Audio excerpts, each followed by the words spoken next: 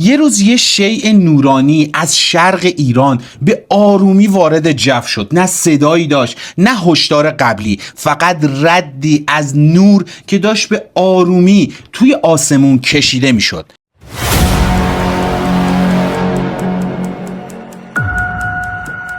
بعضی از مردم فکر کردن که این یه شهاب سنگه، یه سریام میگفتن شاید یه چیز فضاییه، ولی ته دل بیشترشون این رو میدونستن که این یه موشکه.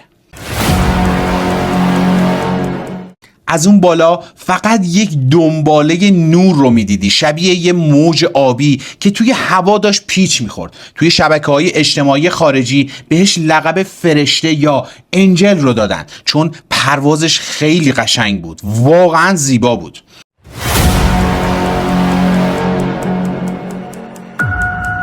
اما اون اصلاً فرشته نجات نبود، اون یک فرشته مرگ بود، یک موشک فوق سری ایران که بعدها اسمش مشخص شد، موشک سجیل.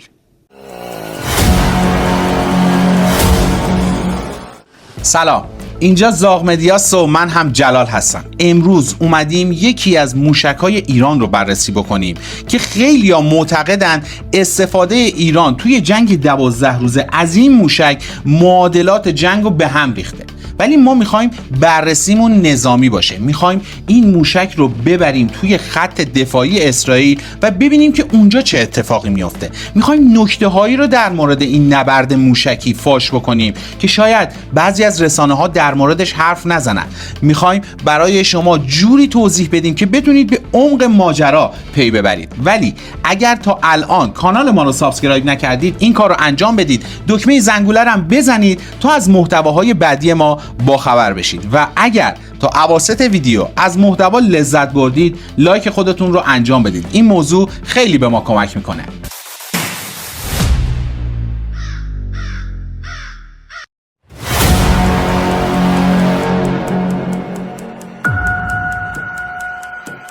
اما امروز هم ما اومدیم با یک بررسی منطقی و واقع گرایانه یکی از مسائل نظامی که تا الان اتفاق افتاده و بعضیاشون هم در حال وقوعه.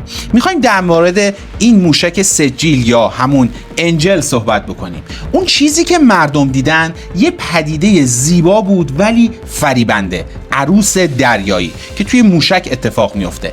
این اتفاق زمانی میفته که موشک توی ارتفاع بالا و در زمان غروب یا طلوع گازای داغش رو تخلیه میکنه و نور خورشید از زاویه‌های خاص اون گازها رو روشن میکنه. ترکیب ارتفاع، زمان پرتاب، نوع سوخت و شفافیت جو همه با هم جور بود. نتیجه شد یک تابلوی خیره کننده توی آسمون. اما پشت این زیبایی یک واقعیت سنگین بود، موشکی به اسم سجیل. این موشک از پروژه‌ای به اسم عاشورا بیرون اومد. وقتی که ایران دنبال ساخت یه موشک با سوخت جامد بود تا سریعتر، امتر و غیر قابل شناسایی تر از نسل قبلی باشه، نسخه اول سجیل رو برای اولین بار توی سال 2008 یا همون 1387 تست کرد. یه موشک 2 مرحله‌ای با طول تقریباً 18 متر و قطر حدود 1.25 متر. وزنش هم بیشتر از 22 تن بود و برد رسمیش چیزی حدود 2000 تا 2500 کیلومتر برآورد میشد. سوخت جامدش باعث شد که هم سرعت عملش بالا بره، هم بشه بدون نیاز به آماده سازی خاص از پرتابگرای متحرک شلیکش کرد. همین ویژگی باعث شد یه جهش حسابی توی توان موشکی ایران اتفاق بیفته. اما توی نسخه بعدی سجیل یا همون سجیل 2 یه نسخه ارتقا یافته اومد که چند تا ویژگی کلیدی داشت. به جای خطای 150 تا 200 متری دقتش رسیده بود به زیر 50 متر. با ترکیب هدایت اینرشا یا همون اینترنال نویگیشن و GPS، بعضن کنترل پایدار با بالک و سرعت ورود بالا که وقتی میرسه به فاز نهایی برخورد سرعتش چیزی حدود 13 ماخ میشه که نشون میداد که زدنش واقعا کار سختیه. قابلیت متحرک شدن موشک‌ها برای این بود که توی لحظه آخر موقعیت شلیک رو مشخص کنند و دشمن نتونه تشخیص بده که این موشک قراره از کجا شلیک بشه. البته توی نسخه‌های جدیدتر هم یه سری شایعات وجود داره، استفاده از کلاهک‌های مانورپذیر مارو که حتی توی فاز آخر هم میتونن مسیرشون رو عوض بکنن. بعضی از رسانه‌ها اسمش رو گذاشتن فرشته مرگ، چون از یک طرف واقعا زیبا بود و از طرف دیگه کشنده. از نظر برد و توان تخریب هنوز توی دسته موشک‌های میانبرد با قابلیت راهبردی حساب میشه، ولی بعضی منابع غربی و اسرائیلی ادعا کردن که ایران ممکنه در حال کار روی نسخه‌های 3 مرحله‌ای سجیل باشه، مثل سجیل 3 که اینجوری که اعلام شده بردش حدود 3500 تا 4000 کیلومتر هم میتونه باشه. البته اینا همشون اثبات نشدن و فقط به صورت غیر رسمی اعلام شدن. یه نکته رو من اینجا به شما بگم، خیلی از این مشخصات فنی که ما داریم در مورد این موشک و موشک‌های دیگه‌ای که در موردشون صحبت کردیم به شما میگیم توسط مقامات رسمی ایران اعلام شدن، ولی خب خیلی از همین موارد فنی توی شلیک‌ها و استفاده این موشک‌ها و برخورد این موشک‌ها قابل درک و فهمه، البته توسط تحلیلگرای نظامی، و ما از اونا استفاده می‌کنیم تا به شما اطلاعات دقیقی رو بدیم. حالا قبل از اینکه بریم جلوتر یه چیزی رو باید همینجا روشن بکنیم، چون خیلی وقتی که حرف از موشک‌های مثل سجیل میشه ممکنه یه چند تا مفهوم نظامی با هم قاطی بشه. مثلا ممکنه بپرسن که این موشک بالستیکه یا کروز یا شاید هم هایپرسونیکه. بیایم اینجا توضیحش بدیم. بالستیک مثل سجیل با زاویه بالا شلیک میشه، از جو بیرون میره و با سرعت زیاد، مثلا مثل همین سجیل 13 ماخ میره روی هدف. خیلی سریعه ولی مانوری نمیتونه بده، فقط میتونه با یه سری فناوری خاص شاید توی لحظه آخر مسیرش رو یه مقداری تغییر بده. کروز مثل یه هواپیمای کوچیکه، با ارتفاع کم، مسیر صاف و دقت بالا میره سمت هدفش. سرعتش پایینتر از 1 ماخه ولی هدایت پذیره، مثل موشک سومار یا خیبرشکن کروز یا تامهاک آمریکا.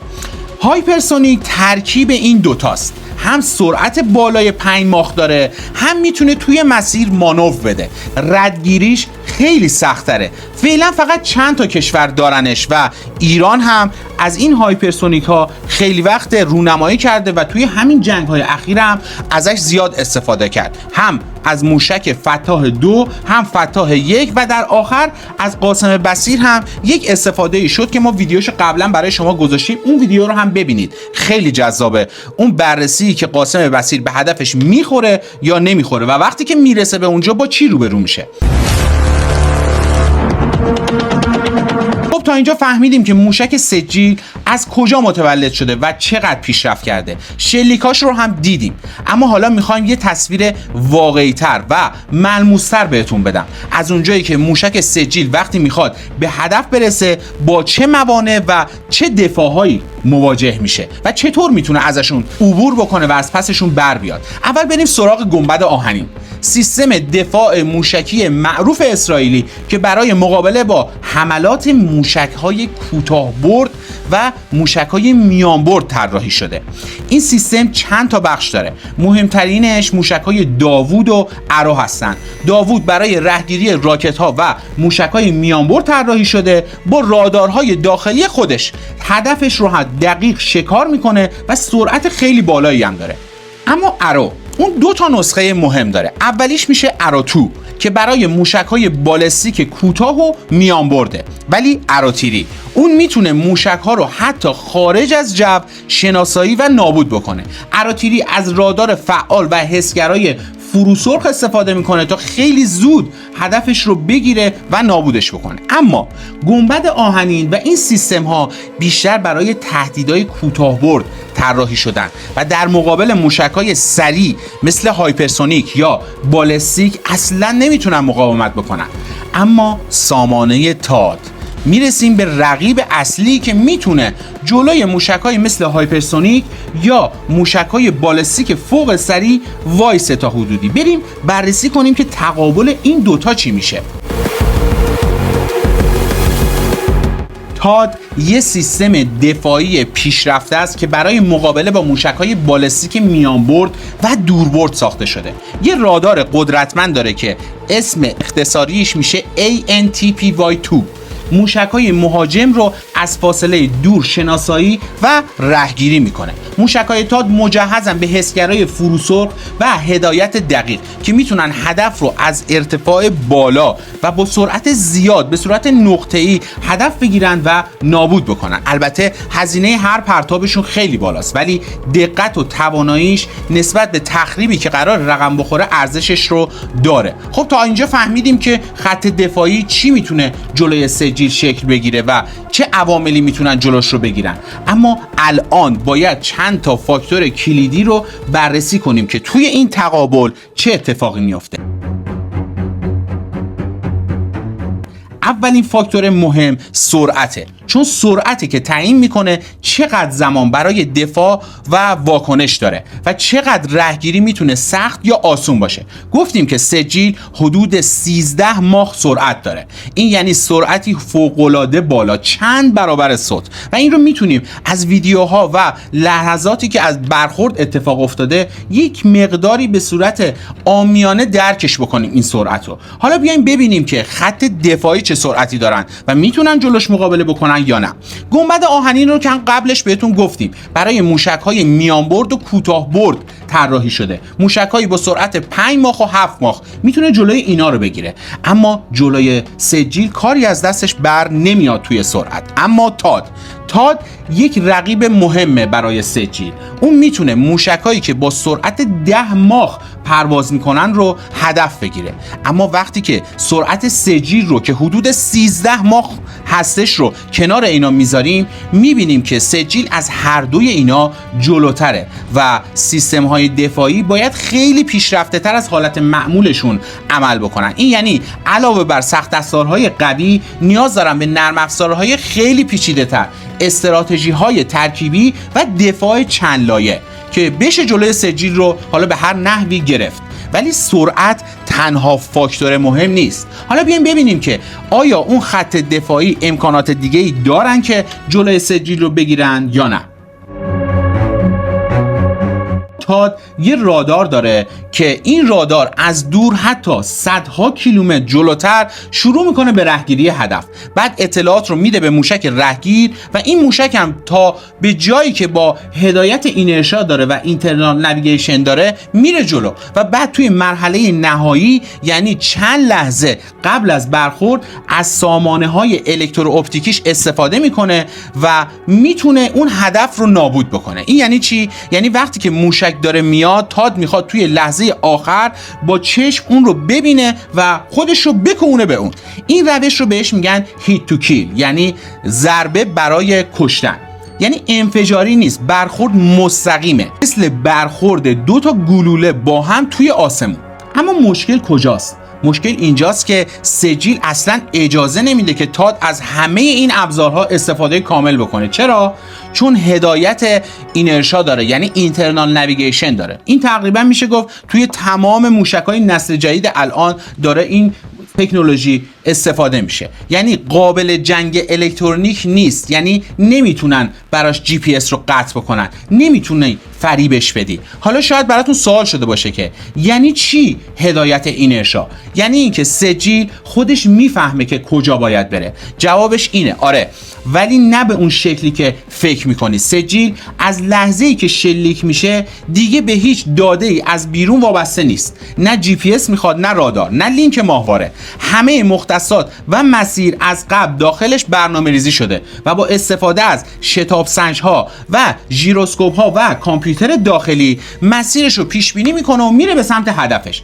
اما اینم بگم سجیل نمیتونه وسط مسیر تصمیم جدید بگیره یا مانور عجیب بزنه. برخلاف موشک‌های هایپرسونیک مثل اونگارد روسیه یا HGV های چینی یا همون هایپرسونیک‌های خود ایران که توی فاز نهایی مانور میدن، پیچ میزنن و به سمت هدفشون میرن، سجیل مسیرش رو تا حد زیادی ثابت نگه میداره و سریع میره ولی دقیق میره، اما مسیرش خیلی تغییر پذیر نیست. همینم باعث میشه که بگیم هدایت پذیر هست ولی مانور پذیر نیست و این فرق بزرگیه. اما سرعت 13 ماخه که مشکل رو خیلی برای تاد بزرگتر میکنه. یعنی تاد فقط چند ثانیه وقت داره تا قفل کنه، موشک رو بشناسه، اطلاعات بده و برخورد بکنه. در فاز آخر سجیل از ارتفاع بالا با شیب خیلی تند و زمان خیلی کوتاه سقوط میکنه. یعنی چی؟ یعنی پنجره زمانی که تاد بتونه درست تصمیم بگیره فوق‌العاده محدوده. از اون طرف تاد نیاز داره به داده‌گیری لحظه‌ای، باید دائم از رادار اطلاعات بگیره، پردازش بکنه، خودش رو تنظیم بکنه و بعد برخورد بکنه. اگر توی این زنجیره یه جای خالی وارد بشه، مثلا سجیل اگر مسیرش تغییر بکنه یا منحرف بشه یا با یک حمله همزمان چند موشکی دیگه تمرکز رادار به هم بریزه یا رادار درگیر چند تا هدف بشه، دیگه ممکنه اصلاً اون دقت و هماهنگی لازم اتفاق نیفته. اما قبل از اینکه برسیم به قسمت مهم این ویدیو، یه سوالی رو من میخوام همینجا اول ازتون بپرسم که حتما برای من بنویسید. به نظرتون چرا انقدر سجیل توی این جنگ 12 روز معروف شد؟ به خاطر این بوده که یکی از موشکایی بوده که توی آخرین حمله ها ایران ازش استفاده کرده یا نه؟ و سوال مهمتر اینه که به نظرتون سجیل موثرترین موشک ایران بوده که توی جنگ ازش استفاده کرده؟ این رو حتما برای من بنویسین چون خیلی مهمه. حالا میخوایم بریم سراغ قسمت مهم این ویدیو، تا آخرش همراه من باشید. من مطمئنم که یه سوالی ذهن خیلی‌ها رو درگیر میکنه، اینکه واقعا هیچ راهی نیست که بتونن جلوی سجیل رو بگیرن. جوابش کوتاهه ولی واقع بینانه است. بله میشه جلوش رو گرفت، ولی هیچ کدوم از این روش‌ها نه قطعی‌اند، نه راحتن، نه کم هزینه. بیایم اولی و محتمل ترینش رو براتون بررسی بکنیم، اونم دفاع ترکیبیه، رهگیری ترکیبی. این اصلی ترین روشیه که اسرائیل توی مقابله با موشک‌های ایران ازش استفاده کرده و شاید هم تونسته باشه توی بعضی موارد موفق شده باشه. حالا بیایم اینو ببینیم که چجوریه. اسرائیل میتونه این کار رو انجام بده. اول بیاد از اراتیری یا اراتو برای زدن سجیل توی خارج از جو استفاده بکنه که خیلی غیر محتمله. اگر رد شد بیاد از تاد استفاده بکنه یا حتی از داوود هم توی فاز میانی یا انتهایی استفاده بکنه. در نهایت بیاد چیکار کنه؟ بعد از اینکه توی لحظات آخر این موشک رو منهدم کرد، دوباره بیاد از موشک‌های دیگه‌اش استفاده بکنه تا بقایای کلاهک این موشک رو هدف بگیره و منهدم بکنه. دیدیم که بعضی موقع از این روش رو هم استفاده کرده، ولی یه مشکلی اینجا وجود داره. این روش خیلی پرهزینه است و یک هماهنگی فوق‌العاده دقیق بین سامان‌ها رو میطلبه. تازه اگر هم موفق بشه فقط جلوی یکی دو تا موشک رو میتونه بگیره. اگر 5 تا یا 10 تا سجیل با هم شلیک بشن، این سیستم واقعا کاری نمیتونه انجام بده و خیلی کار براشون سخت میشه. روش بعدی چیه؟ حمله پیش دستانه است. یعنی دشمن بیاد و سعی کنه سایت‌های پرتاب یا پایگاه موشکی ایران رو قبل از شلیک منهدم بکنه. یه جور عملیات هوایی سنگین یا سایبری که لانچرهای متحرک رو پیدا کنن و بزنن. ولی یه مشکلی هم برای این موضوع وجود داره. اولا که ایران از لانچرهای متحرک استفاده میکنه که ردیابیشون خیلی سخته و باید به وسیله عوامل زمینی جاسوس و کارهای اطلاعاتی پیچیده انجام بشه که اسرائیل تا حد زیادی توی همین جنگ 12 روزه این کار رو انجام داده. دوما زدن موشکی مثل سجیل قبل از شلیک توی زمانی که آماده است و هنوز پرتاب نشده یه پنجره زمانی خیلی کوتاهه، مثل بقیه موشک‌ها نیست، واقعا سریع آماده و پرتاب میشه. و روش دیگه اینه که ایجاد سامانه‌های جدید مخصوص برای مقابله با موشک‌های هایپرسونیک مثل پروژه‌هایی که آمریکا و ژاپن یا کره جنوبی دارن دنبال میکنن برای ساخت یه سامانه‌های هوشمند برای مقابله با همین موشک‌های بالستیک و هایپرسونیک. سامانه‌های لیزری پرقدرت، رهگیری مافوق سریع با واکنش لحظه‌ای، شبکه‌های ماهواره‌ای مخصوص شناسایی و قفل در ارتفاع بالا. اما اینا هنوز توی مرحله آزمایشن، واقعیت اینه، یا توی مقیاس عملیاتی وارد میدون نشدن. مثلا خود آمریکا هنوز دفاع قابل اتکایی علیه هایپرسونیک‌های چین یا روسیه نداره، چه برسه سامانه هایی که به اسرائیل فروخته مثل تاد که بیان جلوی سجیل عمل بکنن. موضوع جذاب اینه، جنگ با موشک ها اما با حساب بانکی. این خیلی مهمه. توی هر جنگی، مخصوصا جنگ موشکی، یه عامل خیلی مهمه که همیشه توی سایه باقی میمونه اما تاثیرش از انفجار هم بیشتره، اونم هزینه است. یعنی هزینه هایی که دو طرف متحمل میشن و تقریبا میشه گفت یک جنگ اقتصادی هم توی سایه در جریانه. درسته اسرائیل و آمریکا کشورهایی هستن که از نظر مالی وضعیتشون خیلی خوبه، اما توی جنگ فقط پول داشتن کافی نیست. ضربه اقتصادی یعنی نابرابری استراتژیک، چون اونجایی که دو طرف برای یه هدف دو جور هزینه میدن، اون جنگ به نفع طرف ارزونتر در میاد. اصلا بیایید به همین ماجرای سجیل یه نگاهی بندازیم. ایران برای شلیک هر موشک سجیل بین 2 تا 3 میلیون دلار هزینه میکنه. یعنی با 2 میلیون دلار یه موشک 13 ماخی خیلی پیشرفته و فوق سری رو میفرسته سمت هدفش. از اون طرف چه اتفاقی میافته؟ اسرائیل باید از موشک‌های اراتو یا اراتیری استفاده بکنه که هر کدومشون بین 2 تا 3 میلیون دلار هزینه دارن،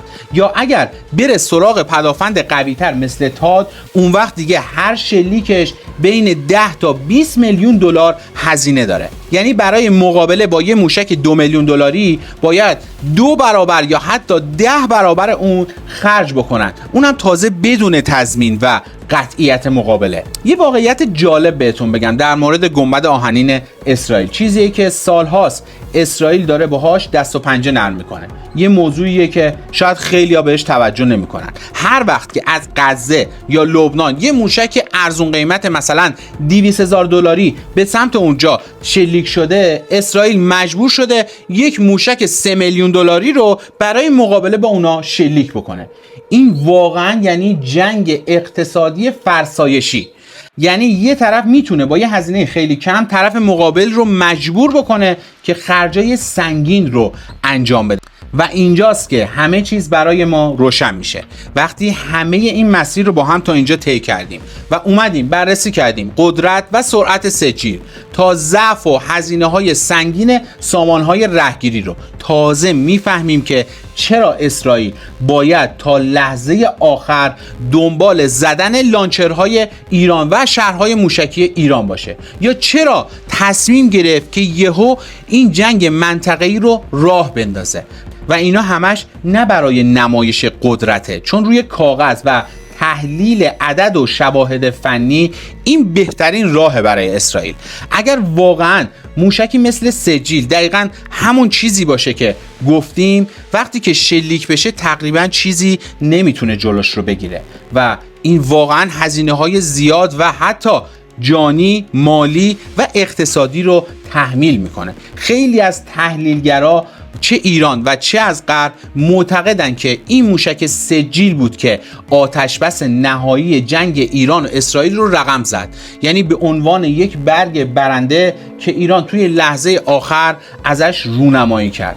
ولی یه سوال دیگه میخوام ازتون بپرسم، آیا موافق هستین که من بیام توی مرحله های بعدی ویدیو در مورد موشک های خرمشهر یا خیبرشکن هم صحبت بکنم و اونها رو هم ببرم توی مقابله، یا نه دلتون نمیخواد این کارو بکنم؟ حتما برای من این رو هم بنویسید، چون واقعا برای ما خیلی مهمه. امیدوارم که از این ویدیو لذت برده باشین. اینجا زاغ مدیاست و من هم طبق معمول جلال هستم.